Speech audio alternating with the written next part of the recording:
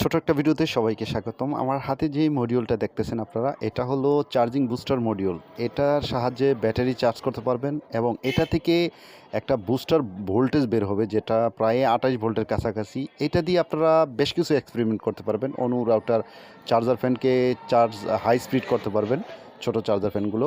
এটার সাহায্যে আমি একটা এক্সপেরিমেন্ট করব, সেটা হলো 6 ভোল্টের একটা মোটর চালাবো। এটা দেখেন আমার কাছে যে মোটরটা, এটা খুবই শক্তিশালী একটা মোটর। তো এই মোটরটা দেখেন আমরা চালাইতেছি, এটার ভোল্টেজ বের হয়েছে 5.4 ভোল্ট। আমরা লিথিয়াম আয়ন একটা ব্যবহার করেছি প্রায় 3.7 ভোল্টের 2000 এমএজের। তো আমরা এটা সাহায্যে কিন্তু আমরা 6 ভোল্টের একটা মোটর চালাইতে পারতেছি এবং আমরা মোবাইলের চার্জার দিয়ে এটা চার্জও দিতে পারতেছি। তো যারা এক্সপেরিমেন্ট ভিডিওগুলো ভালোবাসেন তারা কিন্তু এইভাবে এই ধরনের সার্কিট দিয়ে আপনারা বেশ কিছু জিনিস তৈরি করতে পারেন এবং আমার এই যে দেখেন খুবই স্মুথলিভাবে